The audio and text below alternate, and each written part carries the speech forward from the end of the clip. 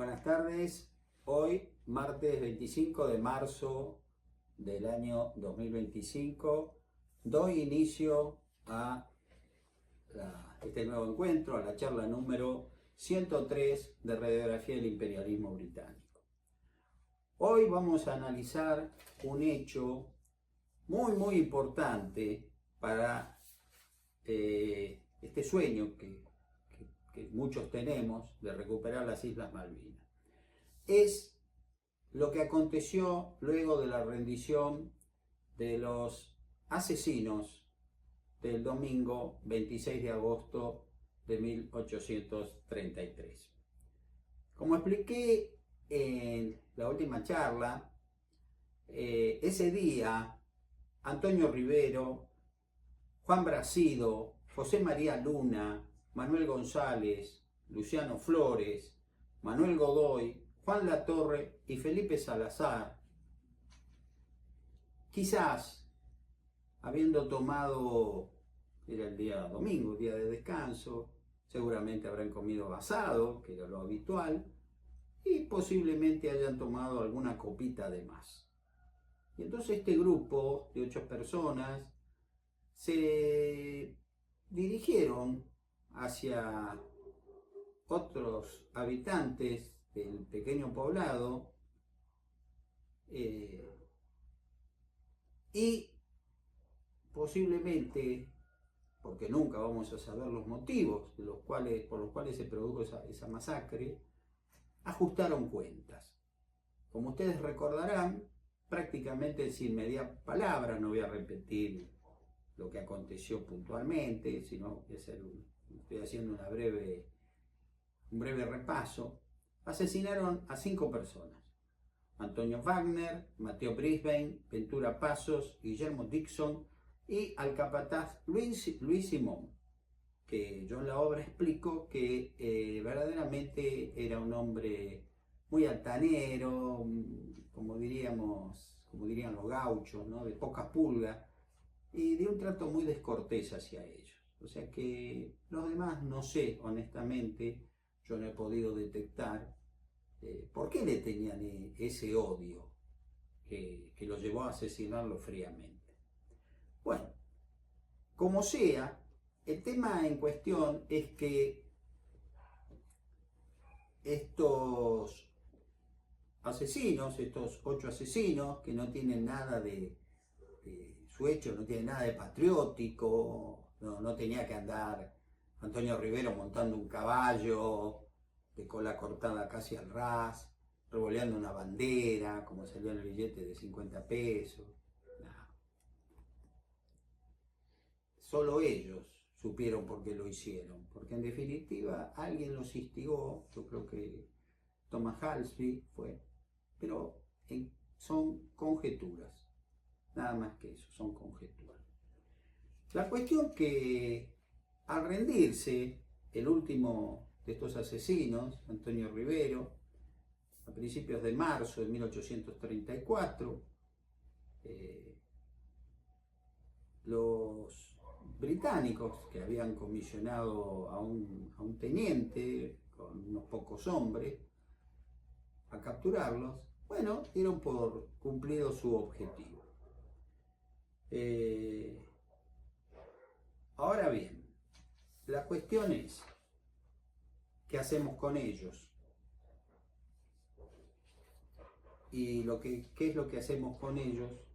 Es la gran piedrita en el zapato que van a tener los británicos para explicar por qué no hicieron nada. He comentado que había regresado a las Islas Malvinas nuevamente el buque que estaba realizando una tarea cartográfica en el sur argentino y luego lo que va a ser el sur de Chile, el Beagle, al mando del capitán Roberto Fitzroy, y a cuyo bordo estaba un joven científico que iba a cambiar el pensamiento de la humanidad, Carlos Roberto Darwin, al cual ya me he con el cual me he extendido en otras charlas. Cuando llegan y se enteran de lo que ha ocurrido, bueno, este del Beagle y otro barco que los acompañaba, que realizaban la misma tarea cartográfica, el Challenger, se ponen a disposición de la marinería británica, de guerra, digamos, ¿no? Para tratar de capturar a los asesinos, que se van a ir rindiendo de a poco, ¿no? Como más o menos ya lo expliqué en la última charla. Darwin cuenta que habló con Santiago López, una persona que le tenía mucho cariño, le había tomado, porque fue el que, ¿se acuerdan? Lo llevó con otro gaucho a dar una vuelta muy interesante para él por las Malvinas. Y López le dijo que no sabían qué había pasado, que él no tenía nada que ver, lo cual a Darwin le causó una gran alegría. La cuestión que para evitar que la minúscula población que quedaba, porque ya era una veintena, una treintena de personas, de lo que había sido una pujante colonia argentina de 150 habitantes, se había reducido tremendamente luego del ataque de la Lexington y lo realizado por la usurpación del jueves 3 de enero de 1833, se pone a todos los asesinos a bordo de una nave llamada Spartiate, que al poco tiempo la misma, enterado de lo que había sucedido, bueno, viaja hacia Río de Janeiro, que era no solo la capital del Imperio del Brasil, sino el lugar donde estaba fondeada la flota de Su Graciosa Majestad Británica en Sudamérica. Era el lugar de recalada de la flota, ¿no es cierto?, en el Atlántico Sur.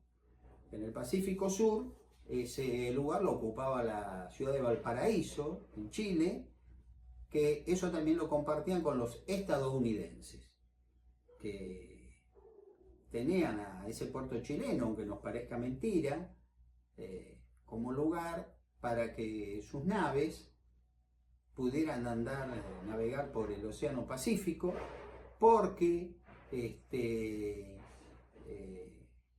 Estados Unidos de América va a llegar a las costas del Pacífico en 1848, cuando anexa la llamada República de California, ¿no?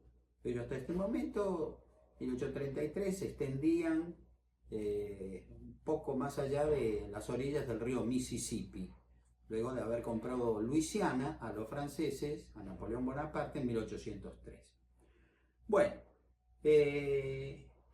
se llevan los asesinos a Río de Janeiro, allí son interrogados por personal de la Real Marina Británica, por orden del contraalmirante Graham Hammond, que era el jefe de la escuadra británica en estación, se lo denominaba así, en estación en Sudamérica.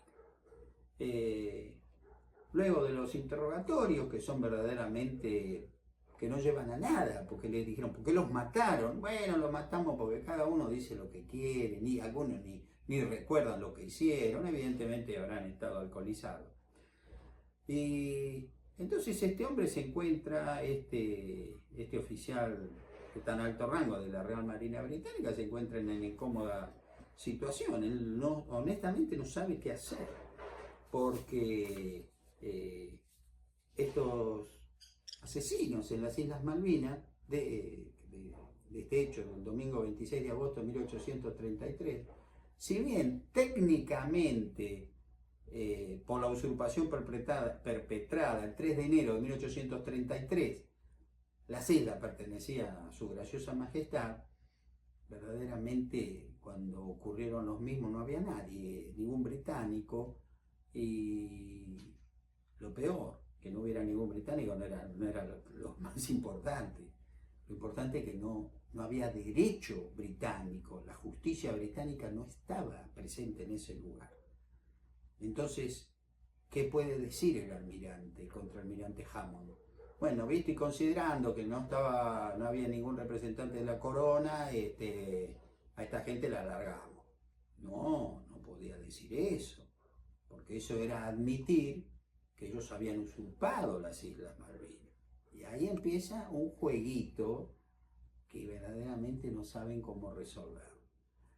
Si uno, como dice el dicho, uno tiene una brasa caliente en las manos, vamos a ponerle, uno se acerca a un lugar donde están haciendo un asado y sin querer cae un carbón encendido en las manos de uno lo empieza a tirar y lo trata de tirar a cualquier lado.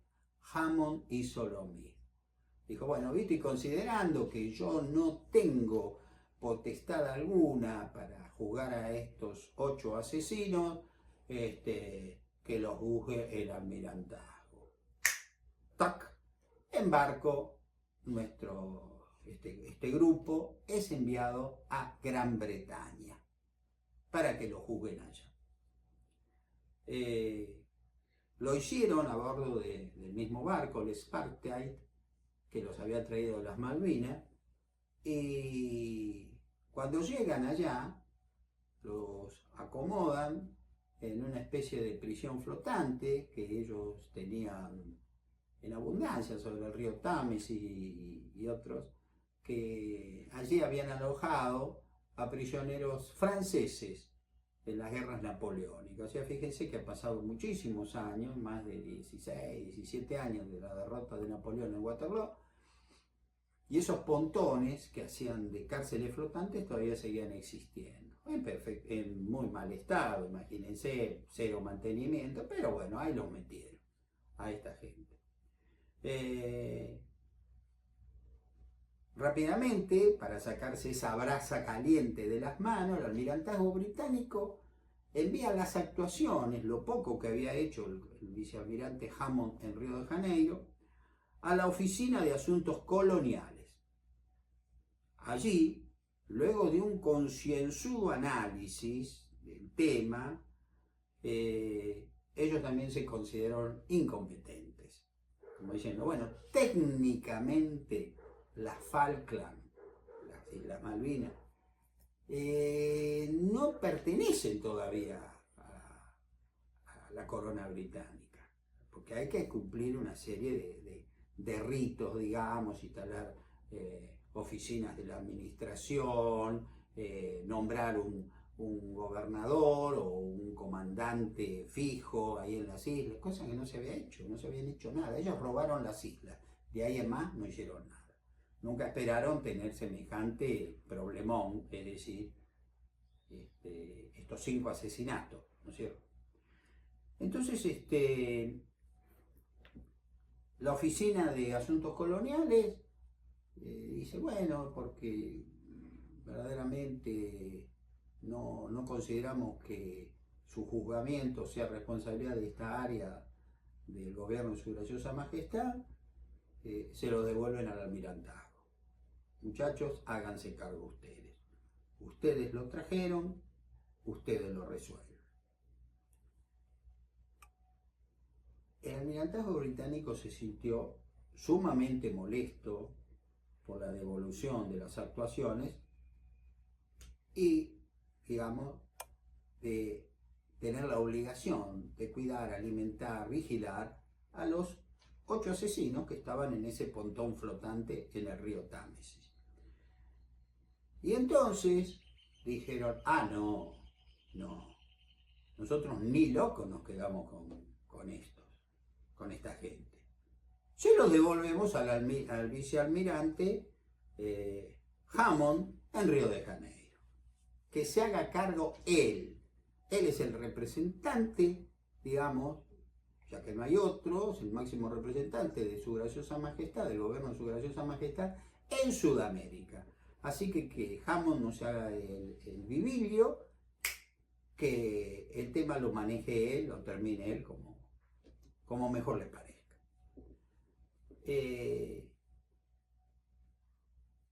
En la nota de devolución de los 8 asesinos, Rivero y compañía, en una parte muy interesante dice, el almirantazgo británico, que al parecer los magistrados judiciales de la corona británica no pueden aconsejar proseguir la acción fiscal de los individuos que han sido traídos a Inglaterra bajo la acusación de asesinato cometido en las Malvinas, en las Falkland, digo Malvinas por supuesto, en agosto de 1833. Y sus señorías, la oficina de las colonias, han ordenado por lo tanto que los hombres, con las personas arrestadas como testimonios del rey, sean enviadas de vuelta a Sudamérica. Es decir, mi querido vicealmirante Hammond, le agradecemos el presente que usted nos envió hace unos meses, pero como acá en Londres nadie quiere meterse en este problemita, manéjelo usted como mejor pueda. Se lo sacaron de encima, ¿sí? Se declararon incompetentes, que para un sistema judicial tan aceitado como era el británico, es poco menos que inconcebible. Están reconociendo que las Islas Malvinas han sido usurpadas, que ellos no pueden juzgar a 8 asesinos por el homicidio doloso totalmente de 5 personas, porque se ha configurado lo que se llama en derecho una laguna en el derecho, es decir, hay un agujero de ozono. No pueden hacer nada, pero si no hacen nada, reconocen que ellos han usurpado las Islas Malvinas. Y para no hacer eso, tienen que juzgarlos con sus leyes que no estaban, digamos, en vigencia en ese territorio nacional usurpado el 3 de enero de 1833. No sé si he sido claro, espero que sí, pero verdaderamente al, entre comillas, pobre vicealmirante Graham Hammond se le había creado un problema, el mayor de los problemas, porque no sabía cómo resolverlo, porque el almirantazgo británico no pudo o no quiso resolverlo, no se quiso ensuciar juzgando a estos asesinos, y la oficina de las colonias tampoco, porque técnicamente las Islas Malvinas todavía no estaban, no configuraban una colonia. O sea, es algo increíble el problema que Antonio Rivero y sus 7 cómplices de asesinato les crearon a los británicos. Los británicos comprendieron que si procedían de algún modo con estos asesinos, si ellos realizaban un juicio, quedarían atrapados en su propia telaraña jurídica. Repito, quedarían atrapados en su propia telaraña jurídica. Pues al producirse, al producirse, bien digo, los asesinatos, no regían las leyes británicas. Entonces, los abogados que intervinieron en Londres, que dieron vista a la causa, que solamente la miraron, no, nadie se quiso meter en Honduras, todos se quedaron en Guatemala, ¿no? Dijeron, señores,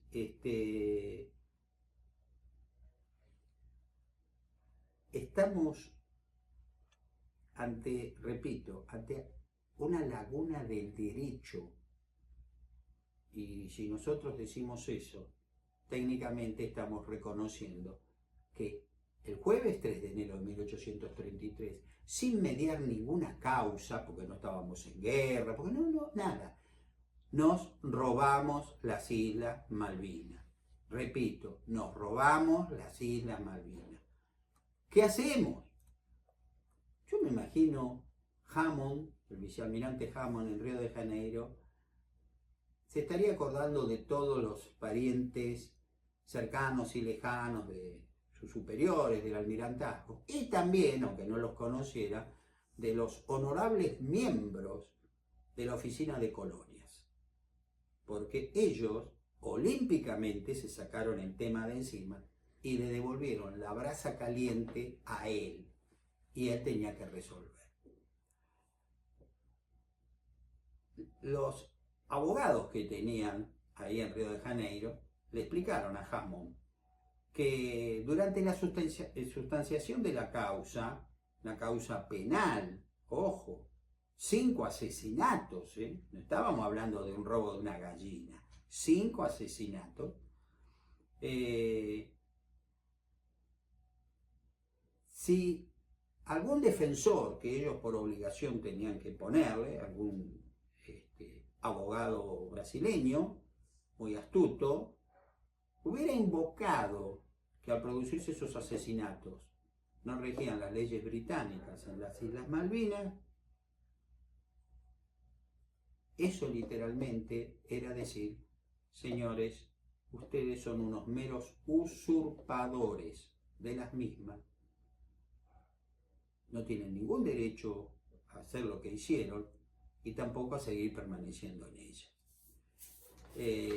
Estos hombres no pueden ser juzgados por sus leyes, porque al momento de producirse el asesinato, el domingo 26 de agosto de 1833, las leyes británicas no regían en el archipiélago. Es decir, vuelvo a repetir una vez más, ustedes se robaron las islas. Esas islas son argentinas y el derecho a aplicar es el derecho argentino. Pero decir eso y confesar al mundo entero que habían usurpado las islas era un sapo no muy agradable de tragar.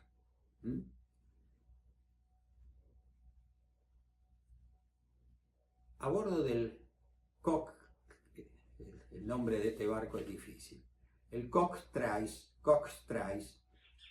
los asesinos fueron traídos de Londres.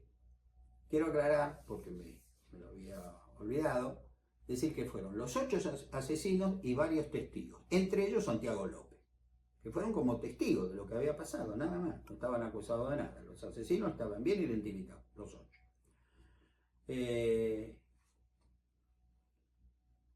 Hammond verdaderamente no sabía qué hacer, entonces, decidido también a sacarse esa brasa encendida de sus manos, un poco asustado quizás por el problemón que tenía, que no lo podía resolver, le escribe al cónsul inglés en Buenos Aires, un señor denominado, aunque ustedes no lo puedan creer, Hamilton. O sea, los padres estuvieron muy originales. El señor de apellido Hamilton le puso a su hijo Hamilton. Pero bueno. Y le pidió que le pidiese a los gobiernos argentino y uruguayo autorización para desembarcarlos. Cuando el cónsul Hamilton en Buenos Aires recibe la nota del vicealmirante Graham Hammond, me imagino que habrá dicho: pero este hombre está loco, ¿cómo le voy a pedir eso? ¿Qué quieren que escriba? ¿Una nota al gobierno argentino y al gobierno oriental, al gobierno uruguayo? Visto y considerando que tenemos detenidos en Río de Janeiro a los 8 asesinos del domingo 26 de agosto de 1833, y como no los podemos juzgar porque nuestras leyes no estaban en vigencia en las Islas Malvinas en el momento del asesinato de estas 5 personas, solicitamos a vuestra excelencia, al gobierno oriental y o argentino, que nos permitan desembarcar a los mismos en su territorio. El cónsul, percatándose del gran error diplomático que estuvo a punto de hacerle cometer el vicealmirante Graham Hammond, le respondió con cínica complacencia lo siguiente: Yo no sé que puedan suscitarse dificultades en autorizarlos a ir a tierra bajo propia responsabilidad en cuanto se ofrezca una oportunidad. En realidad, viendo que los magistrados de la corona no pueden aconsejar la acusación al darles a ellos la libertad, esta está apenas fuera de razón. Vuelvo a leerlo, perdón, porque la leí mal. En realidad, viendo que los magistrados de la corona no pueden aconsejar la acusación al darles a ellos la libertad, está apenas fuera de razón. Y por eso me he aventurado en expresarle al capitán del Talbot, a cuyo buque han sido transferidos, que les permita bajar a tierra. Es decir, señor vicealmirante, no andemos con tantas vueltas. En el barco Talbot, que han venido al Río de la Plata, los 8 asesinos al que nuestro gobierno no puede juzgar, porque al hacerlo corre el gran riesgo de que se ponga en duda la usurpación del 3 de enero de 1833, permítanselo a esta gente que baje a tierra bajo su palabra de honor, que después de estar un rato van a volver. Pocos días más tarde de redactarte esta carta, en la ciudad de Montevideo, donde estaba este nuevo buque, el Talbot, que los había traído de Río de Janeiro al Río de la Plata, repito, porque el vicealmirante Graham Hammond no los quería ver más por Brasil, se bajó la planchada y se los invitó alegremente, digamos, a estirar las piernas. Pues estaban hace muchos meses que estaban arriba de un pontón en el Támesis, arriba de barcos. La gente estaba atrofiada por poco, no podían caminar. Estaban con grillete arriba del barco. Imagínense qué hicieron los asesinos y los testigos. Bajaron a Montevideo, hicieron la pantomima, la parodia. Bueno, se dan una vuelta y vuelven, ¿eh? Sí, vamos a volver. Todavía los están esperando. Chao. Desaparecieron. Y con eso, como se dice, los británicos salvaron la ropa. Los 8 asesinos nunca fueron castigados por lo que hicieron. Nunca sabremos en realidad por qué lo hicieron. Como hipótesis de trabajo uno puede decir, posiblemente por el maltrato al que eran obligados, digamos, a laborar allí a órdenes del capataz Juan Simón. Y bueno, se tomaron la justicia en mano propia, pero todo esto son meras conjeturas, porque la razón verdadera no la sabemos. Entonces ustedes dirán, pero bueno, ¿no se podría investigar en lo poco que hizo la justicia británica, en los interrogatorios a que fueron sometidos Antonio Rivero y sus 7 cómplices? No. ¿Por qué no? Porque no existe nada. Se quemaron. Lo poquito que se actuó, las actuaciones desaparecieron de la faz de la tierra. Es decir, esos asesinatos para ellos nunca ocurrieron.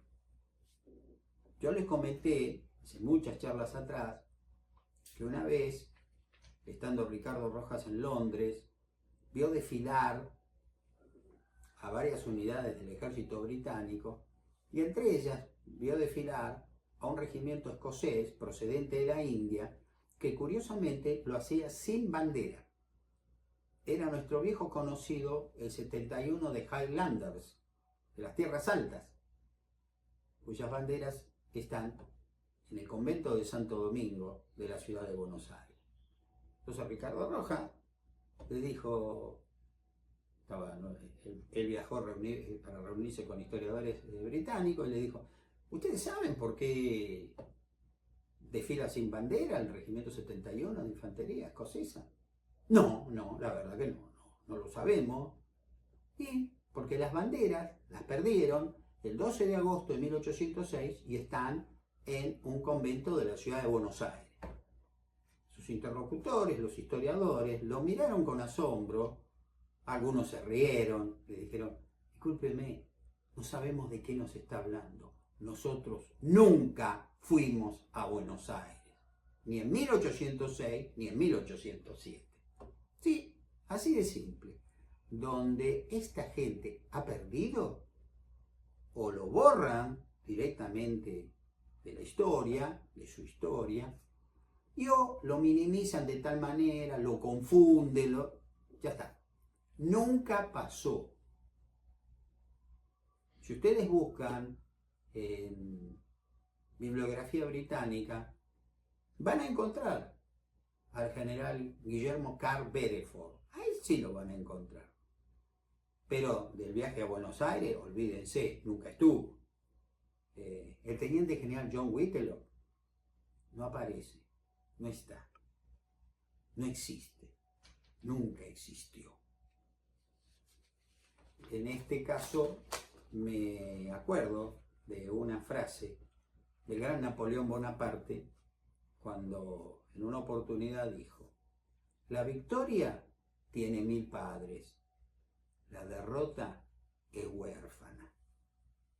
Así que los británicos borren de la historia cosas que a ellos no les sirven, es así, maravilloso.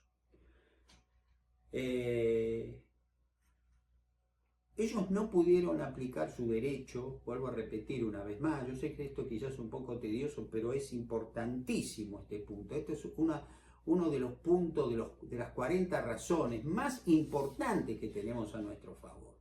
Es fantástico lo que ocurrió, aunque ellos quieran eludir la cuestión.